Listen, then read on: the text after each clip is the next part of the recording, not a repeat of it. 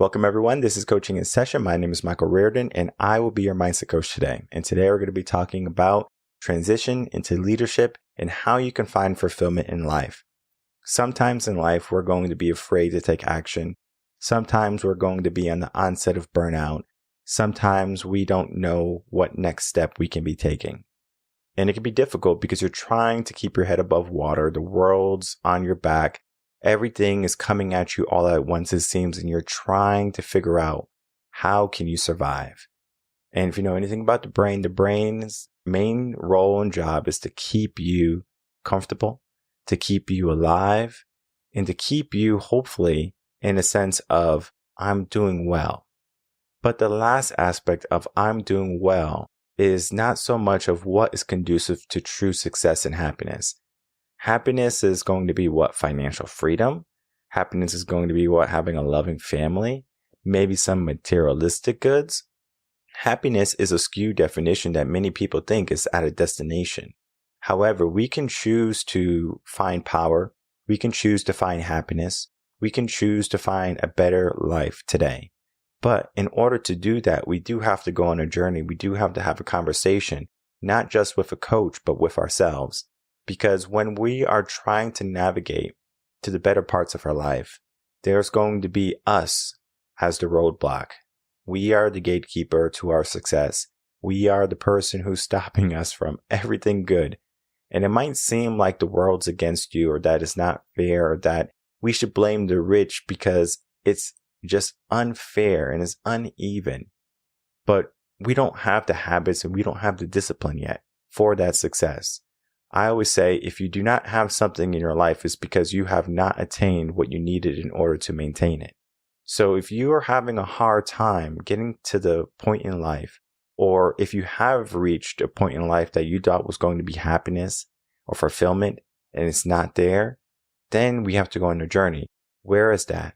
What do we have to find? What is our purpose? Well, today we're going to be looking at all of that. We're going to be having a guest come on. She is a transition and leadership coach, Emily Rogers. We're going to be having that conversation today, helping you understand what type of strengths you need, how to find them, and how can you get them sooner than later. So let's get into that interview with Emily and myself. There is only one of you, only one of me. Welcome, Emily Rogers, to Coaching in Session. How are you doing today? Thank you, Michael, for having me. I'm great, thank you. Today, we're going to be talking about your work. You are a transition and leadership coach. And I love speaking with leadership coaches because they always have a unique mindset when it comes to helping people. The work that you do helps people learn about themselves in a way that they might not have realized quite yet. And even the busy executive who might be super successful, they need a coach in their life, executive coach, leadership coach, to help them understand, because when you have a business, you can be going after the products, the money, just trying to be better. But then you forget the things that matter, maybe family, fulfillment. So we're going to be talking about the work that you do, but in your own words, can you tell the world who you are, what you do, and how you help them? I'm Emily Rogers of The Lead to Lead, and I am a transition and leadership coach, as you said. I'm really passionate about empowering people, individuals and organizations, to really start to show up the way they've always imagined that they could. And I think I'm probably a little bit older than you, Michael. There's a certain stage in life where people get stuck, and it can be mid-career. If you're a female, maybe you've taken time out for your family and it's about returning to the workforce, or maybe you've reached the pinnacle of your career. You are the top of the ladder in the organization. And then you sort of wonder, well, what else is there for me? And it happens to all of us for different reasons, but we all get to that point and we go, okay, now what? And so I support people to understand, what are the things that excite me? Where do my strengths lie? How do I want to use my strengths? And actually navigate that next step, that second act in our lives. And that's a great point, that second act, because we get into a flow of things and we become so acclimated to our days.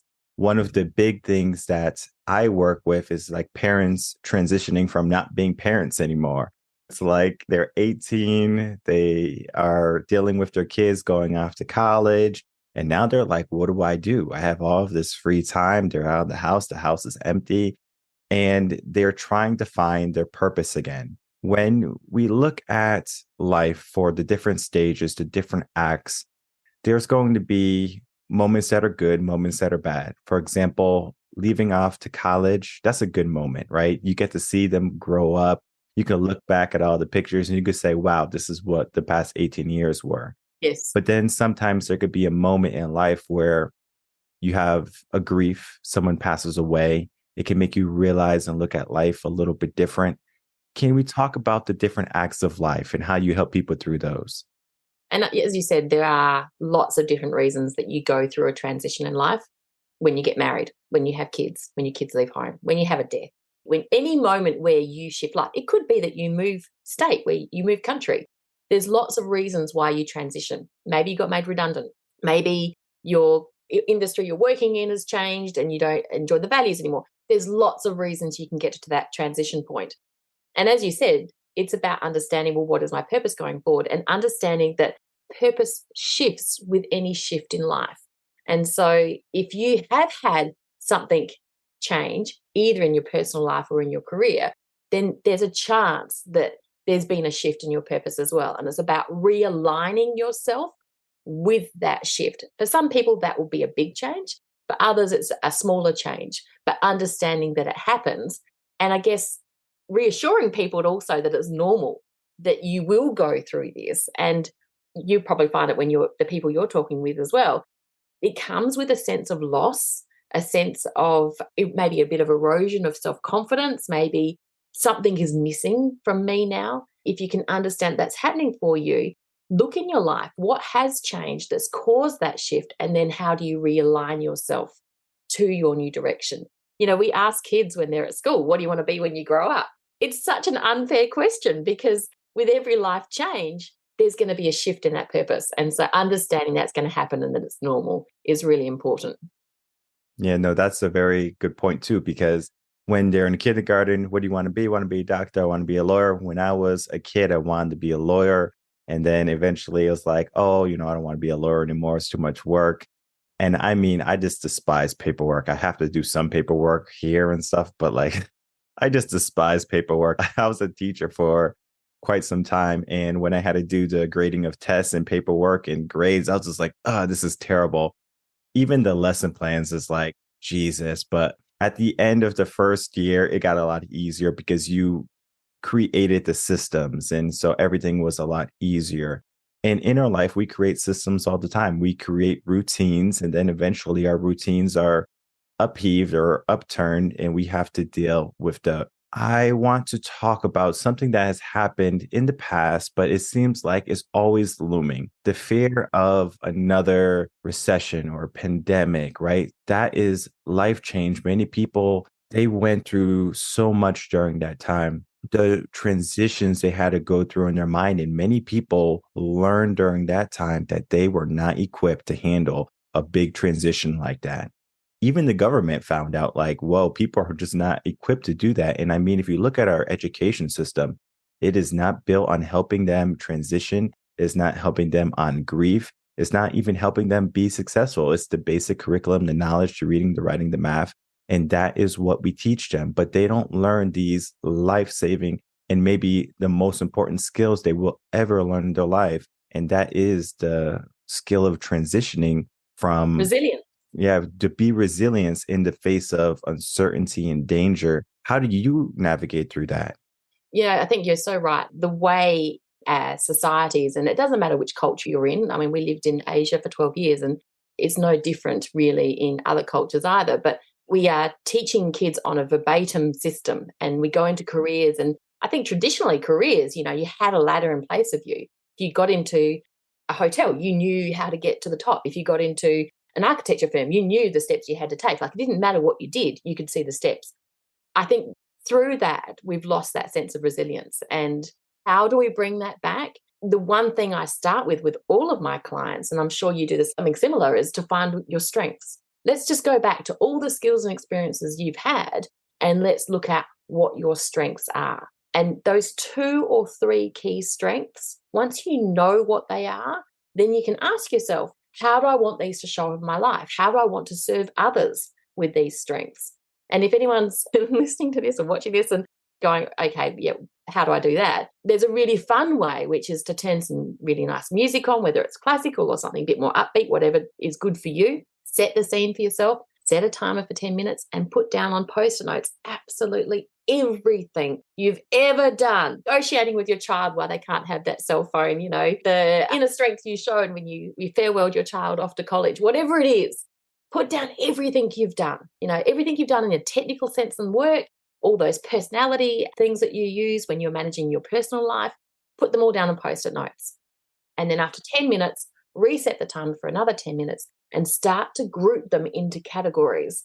And you'll start to see 2 or 3 key things come out that you go, actually, they're my strengths.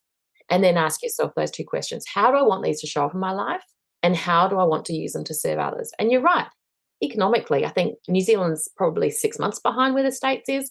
But we are going to face some really tough challenges going forward in the next 1, maybe 2 years, maybe longer. How do we equip ourselves for that? If we can get hold of those strengths and hold tight to them and work out how we want to use them, then that builds that inner resilience within ourselves. And we can then navigate a path for ourselves that makes sense. You might have to pivot slightly depending on what's happening in the industry that you're interested in, but you'll be able to find a way forward. I would love to have an example because I know many of the people who are listening, they're going to get some sticky notes now, some Post-its, and they're going to start writing everything they did down, and they're going to get stuck at this point. Well, how do I organize them?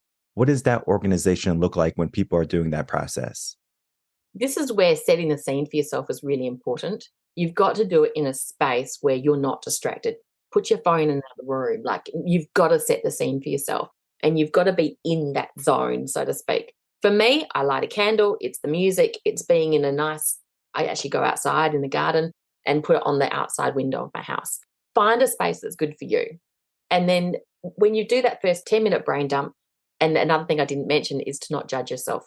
Because when we are going through these transitions, we tend to judge ourselves quite harshly.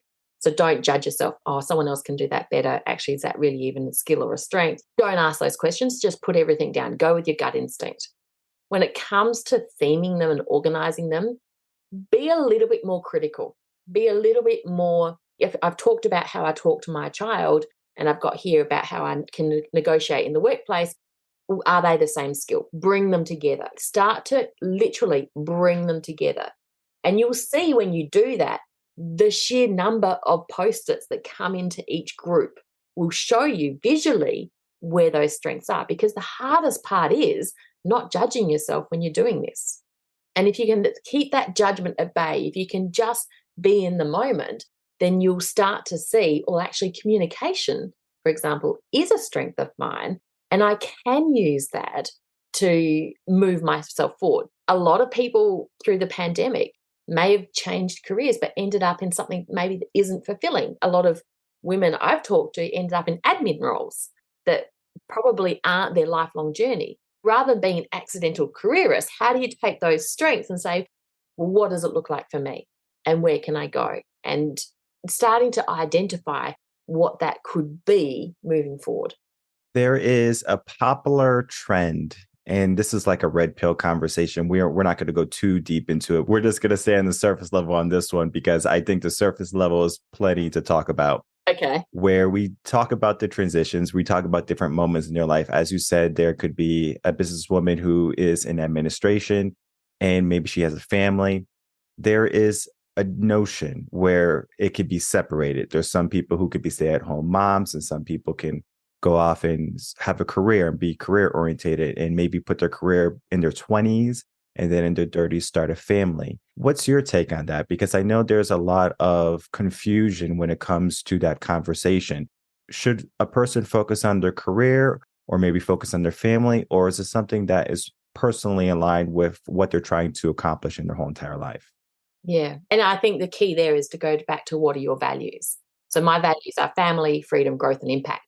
And so my choices are going to come back to those personal values.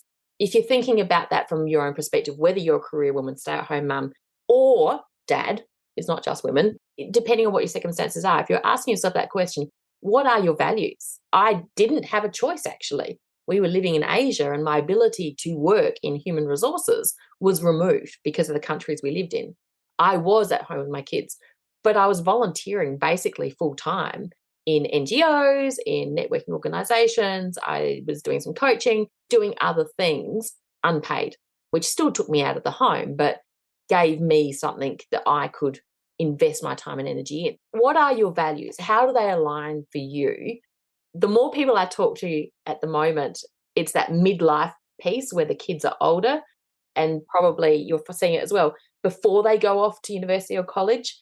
That is a more important time to be present for your children when they're in those difficult moments, potentially more so than when they're young. When they're young, they just want to be held and loved, and anyone can do that.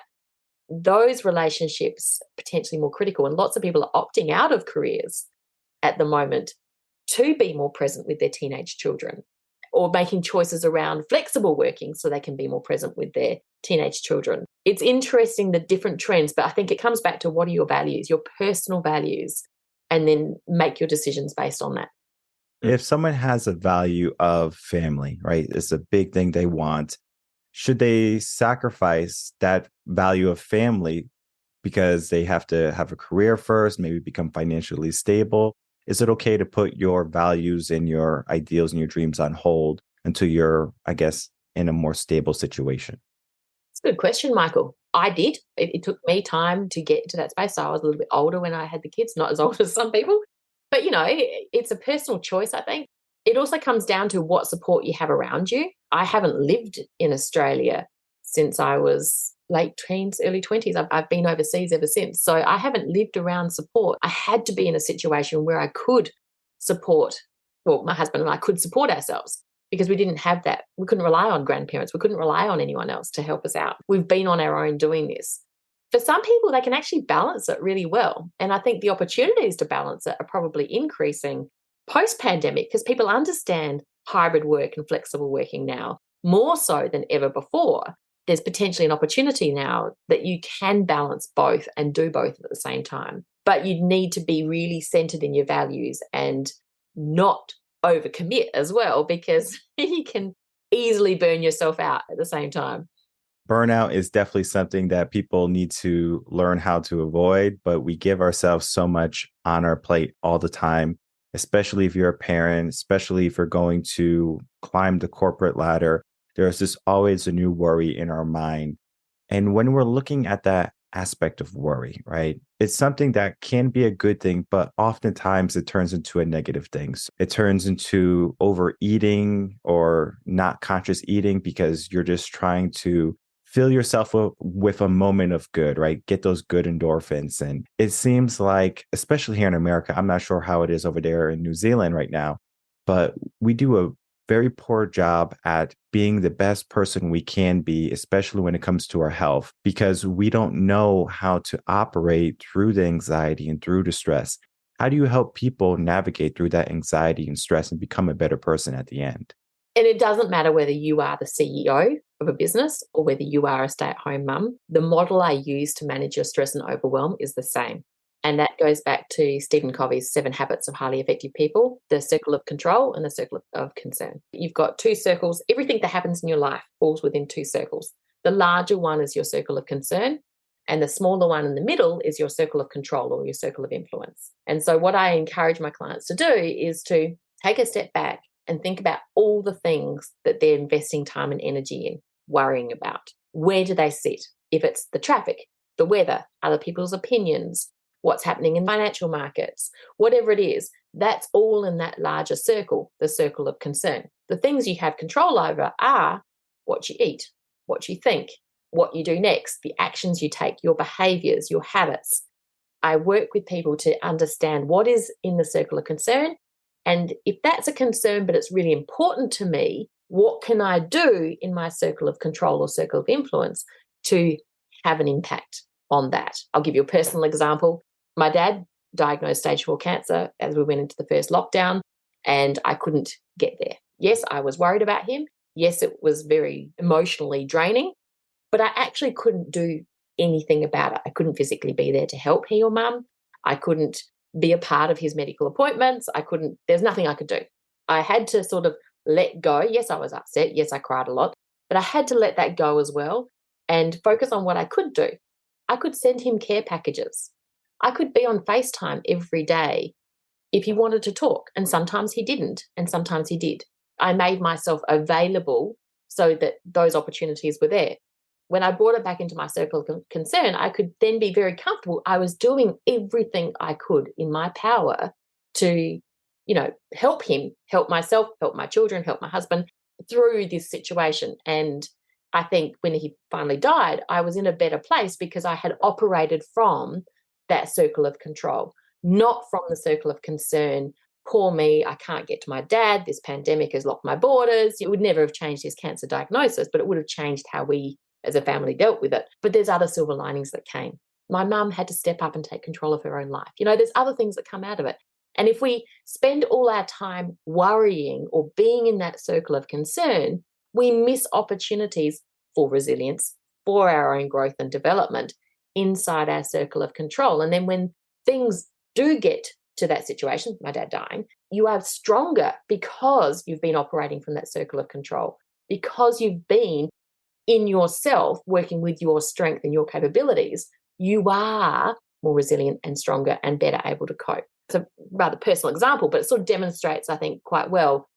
If you're dealing with stressful things, if you're finding yourself worrying a lot, what is it that's causing that, and where does it sit? Is it in the circle of concern or is it in the circle of control? And the more time you spend in the circle of control, that circle increases in size. You become more proactive and less reactive. You become more empowered in your life and less a victim of life. You can see how those two circles start to work. I love that book, number one. Number two, if you haven't read that book, I encourage you to read that book. It is a life changer. Definitely a game changer for you if you are any level or point in your life where you're trying to make some level of change. When we look at what we can control and what we can worry about, even if we understand what we can control, people will say, well, I know I can be in control of my thoughts, my feelings, and my actions, but I might not be confident. I might not want to do it. We are sometimes our own worst enemy. We will get in the way before someone else gets in the way. Our brain is almost manipulative in the sense of, well, if I don't pay attention to it, maybe it'll go away. It's like if you are afraid of the dark, you close your eyes. With eye mask on. Exactly. It's not going to fix the root of the problem. And what that causes later on is regret, because we didn't take action. We didn't choose to take action. We didn't choose to sit in our power and to see what we could control. So later on, we're like, we just wasted all of this time not taking action, not being the people we can be. How can people start to get out of running away from who they are or who they can be and start to step into who they are? And I think you've just touched on it yourself, Michael. It is all about the brain. It is all about the amygdala, the frontal lobe of your brain, the chemical reaction that is the traditional flight or fight response. And the amygdala, when it's activated, in caveman world, the lion comes, do I kill it or do I run away? That's the fight or flight response. In today's society, it's our self-talk. The amygdala, Amy talks to us all the time. It's a chemical reaction. You cannot turn it off. And that's when I was saying about don't judge yourself. Amy will say, oh, is that really a strength? Oh, other people are better than you. You haven't spent enough time in that. You should go and get the certificate. This is how Amy talks to you all the time. She's in your brain. She's a chemical reaction. You cannot turn her off.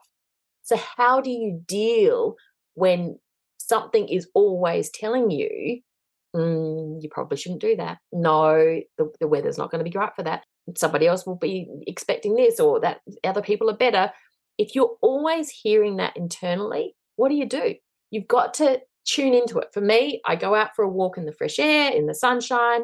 I hear what Amy's saying to me. I'm sorry if anyone listening is called Amy. I have a client calls her Priscilla. I hear what she's saying, and then I say, actually, is that true? Is that really what's going on here? And I know 99.9% of the time it's not true. And that 0.01% of the time that it might be, there's things I can do about it.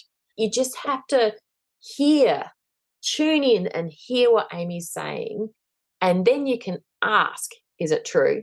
And you probably guaranteed it's not going to be true, in which case you can start to push Amy away. So when she says, you really shouldn't be doing that, you should be focusing on this over here, you can say, actually, Amy, it's okay. Right now, this is what I'm going to do. This is what I need to do. I'll deal with that part later.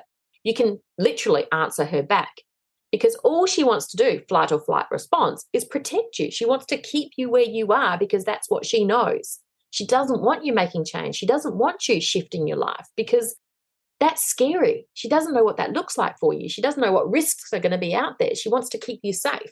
So you've just got to learn to hear it, ask the question, and then literally answer back and take that next step anyway, because what she's trying to protect you from could be the best thing that's ever going to happen to you. She doesn't know that. She only knows what's happened in the past and where you've been and trying to keep you there. She doesn't know what's forward. So you've just got to be able to push that chemical reaction back. You cannot turn it off. It won't go away. It's always going to be there, but push it back and take that next step anyway, because as I said, it could be the best thing that's ever going to happen for you, or it could lead to the path that leads to the next best. You just don't know what's going to go out there. You don't know what's in the future. We have to be able to deal with what Amy's saying. And a lot of our concerns, the circle of concern, is because of what Amy's telling us. It's because of those chemical reactions in the brain, because of what we see on media and how she digests that, because of what we hear our friends say and how she digests that. She's trying to make sense of the world for you and keep you safe, but it's keeping you in that back past old space. It's not moving you forward. So you've got to deal with it to be able to move forward.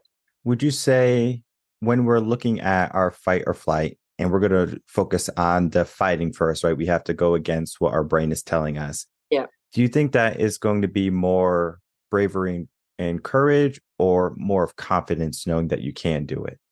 It comes back to doing that work and knowing your strengths. If you can do that work and know your strengths, your confidence will come, your courage will come. All of those things will start to come. She'll get loud. And this is the thing that I always tell my clients. It's really important to know. When you get closer to making change, when you get closer to making that shift, when you get closer to making that decision, she gets louder and louder. And you've got to have that resilience, that strength, and know your strengths and draw on those. Say, no, this is the right thing for me because I've done the work. I know these are my strengths. I know this is how I want to use them. I know this is how they want to show up. And then you can start to move yourself forward. For some clients, it's literally a mantra, a daily mantra that they put on their bathroom mirror and they say to themselves every morning to keep Amy a little bit quieter. For others, it's practical things like, having the confidence to step into that room and own that leadership role that they're in. They glance at their shoes, shoe people. They glance at their shoes. I have the right to be here. Lift their head up and walk in. And there's little things. Tap on the door. As you walk into a meeting room, tap on the door. I have the right to be here, and tap your way out. That was amazing. There's things that you can do in your daily life that bring that inner strength, bring that inner confidence to fight what Amy's saying to you. That's an interesting point or aspect to it, because when people, they get on that stage, when they step into that role of leadership, the doubt is going to come in. As you said, you're going to be fighting that inner voice, and sometimes it wins, but we do have to learn how to win more than we allow it to win, because we do have the power, we do have the utilities, but sometimes people need a little bit of guidance. I remember it was probably 2017, I think it was 2017, where I was transitioning from teaching and going into the world of being an entrepreneur. I didn't know anything about being an entrepreneur. I was a teacher. None of us do. Exactly. I was just a teacher. I was an educator. I loved my job. I got a paycheck. And then now I was in charge of my own life now. And it wasn't until I got a coach, a mentor, they were able to tell me what I already knew. And it is so funny because it's like I knew it. And every time I would get close, it was like I was almost afraid of this success. And so I ran away. And so now when I feel the most afraid, I know I'm on the right path. Yes. This is not so much of I'm in the lion's den and the lion is right in front of me fear.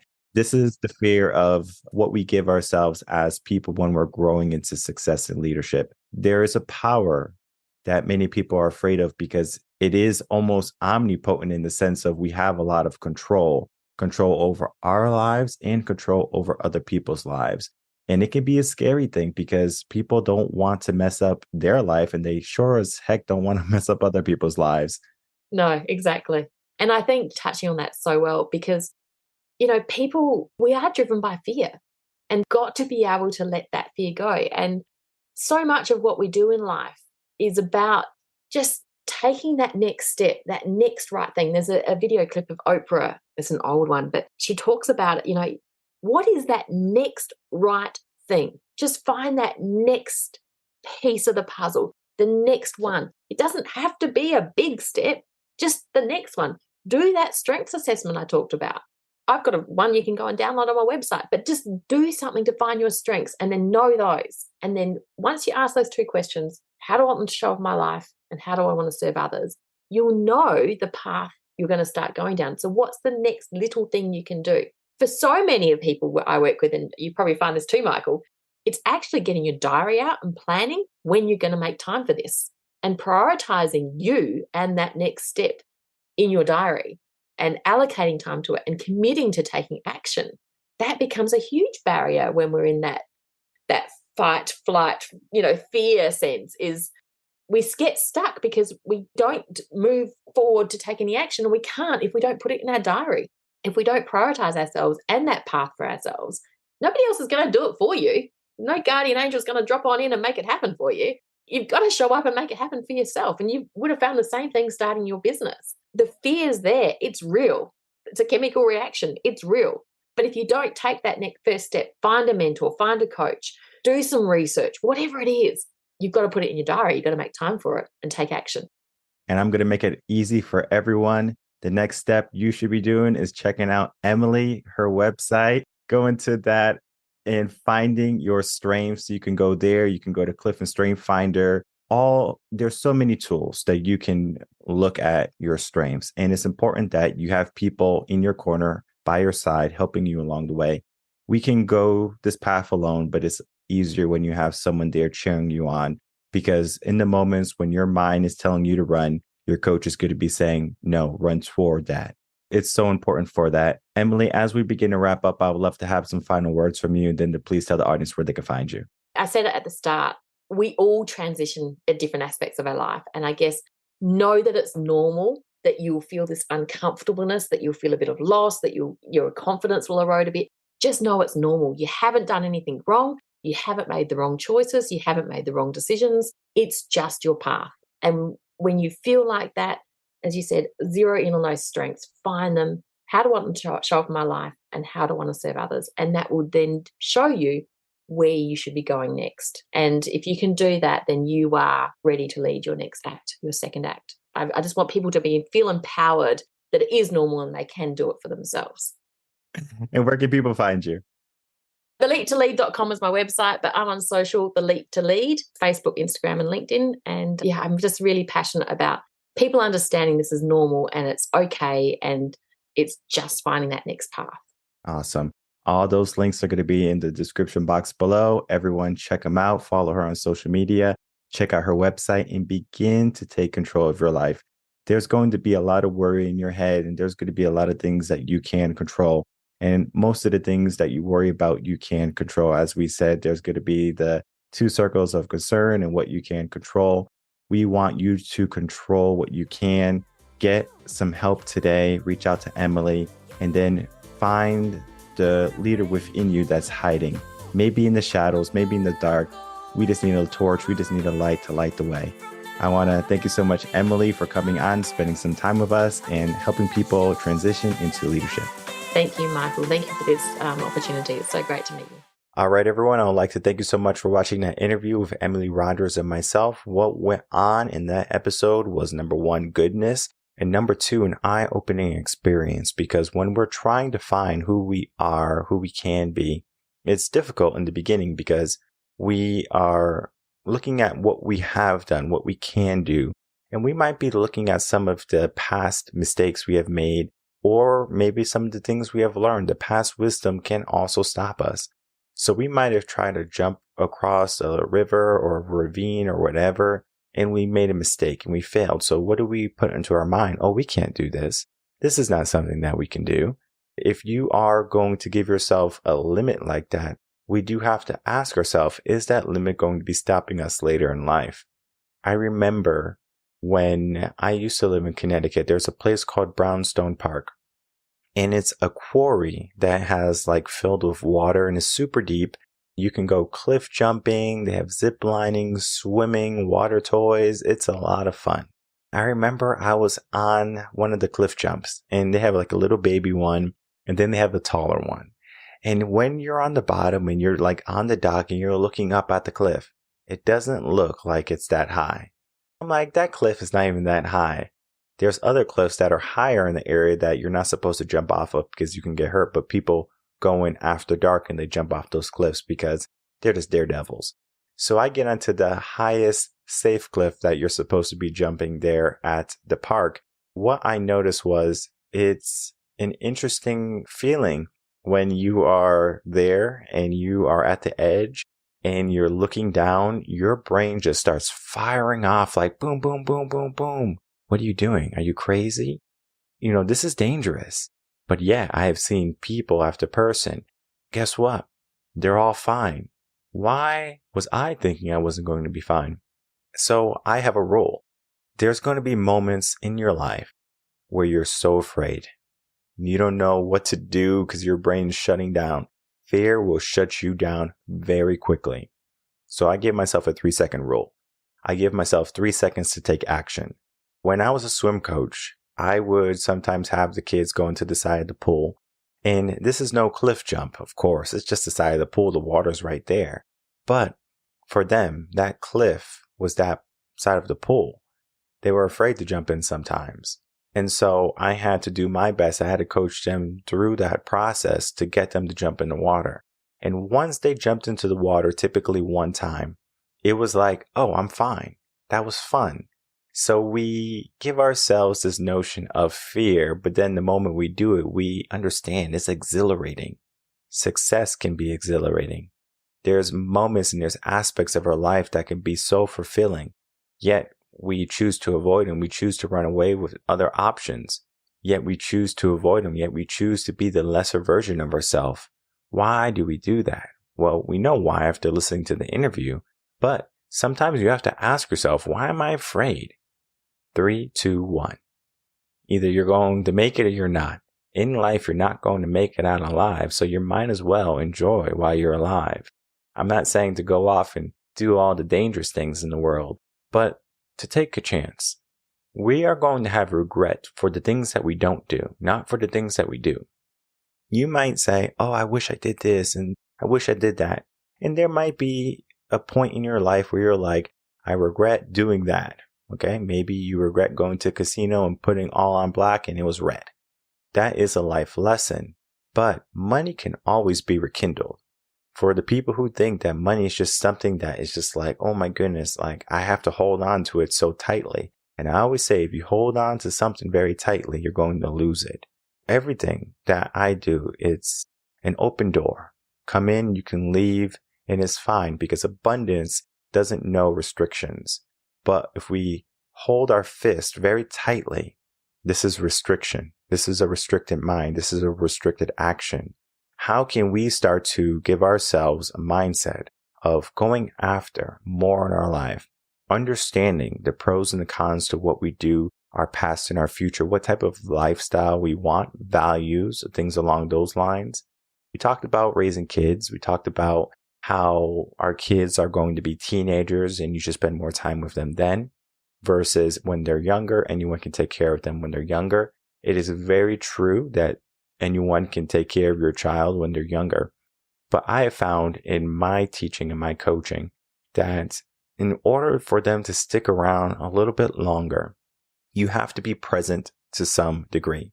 For example, if you have someone else watching them from, let's say, 7, 8, 9, right? And you're just always working. At some point, you are going to want to hang out with them when they're a teenager and they're not going to want anything to do with you. I can use my own life as that example. My mom, she was a worker. She worked 2, 3 jobs just to make ends meet. She sent all of her kids to private school. And even though sometimes we didn't have tuition that month and we had to sit in the office or We didn't have money for electricity and things along those lines. I mean, there was always something going on. There was always a problem, but we can learn from the past. And the past was she was always working. I could see that. My family could see that. My siblings could see that. Regardless of that, when I was a teenager, I didn't want to hang out with my mom. Not that I didn't love her. It's just that now I'm living my own life. We go through a certain aspect of growing up. And this might not be everyone. I can just speak on my experience in teaching, seeing it firsthand, and then me in my life and what the correlation is.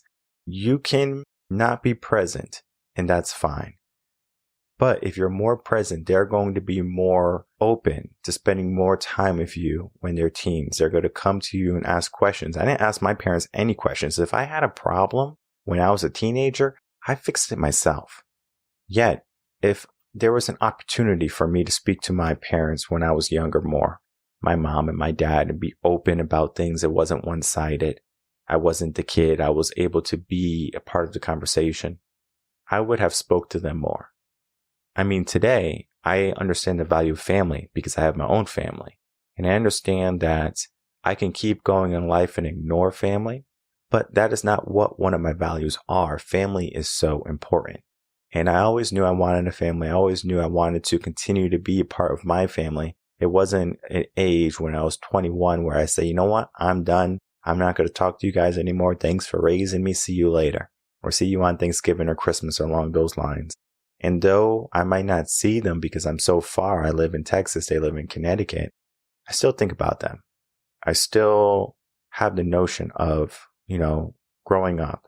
And I look at, well, how can I make it so my family or my kids, when they're growing up, they can see, oh, let me talk to dad about this.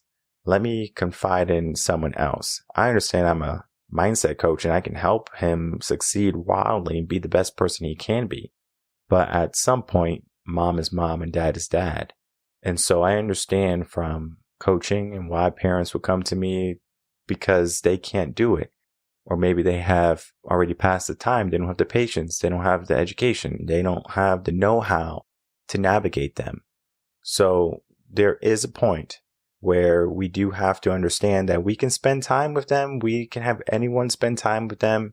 But when you spend time with them, you have your whole life to live. And I always say, when it comes to your growing in your life, you can live two ways. You can have a career, you can have a family.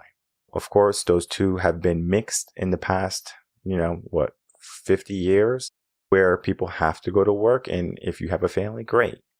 But we look at that aspect of you're going to be so much more appreciative that you had the family than if you didn't have the family.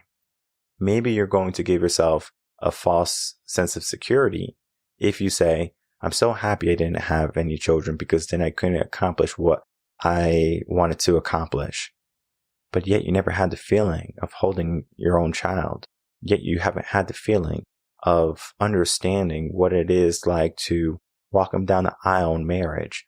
And I mean, I'm going on the extremes here, but I just want to talk about that because that is going to be an aspect of fulfillment. When you're transitioning, one of the first things I asked Emily was, we transition at certain points in our life, a big one being when our kids go to college. That is going to be a transition that many people are never ready for because it's like, whoa, I'm getting older. Typically, what I have seen happen is that once they lose that purpose, if they do not fill themselves with another purpose, they start to go downhill very quickly. It's almost like putting a adult into a nursing home.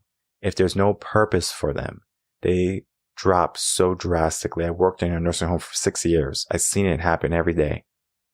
It's an interesting way for the mind to be. We have to have some purpose. We have to have something to live for. And at each part of our life, there's going to be so many transitions, the good and the bad, as we talked about.